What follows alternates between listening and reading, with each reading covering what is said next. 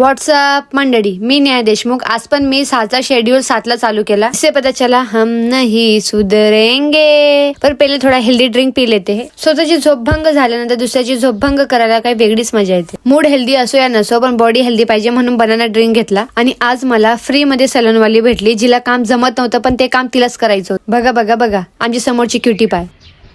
ऐसा लगाते क्या, ऐसा लगाते हैं. ये देख, मैं तेरे को बताती हूँ ऐसा.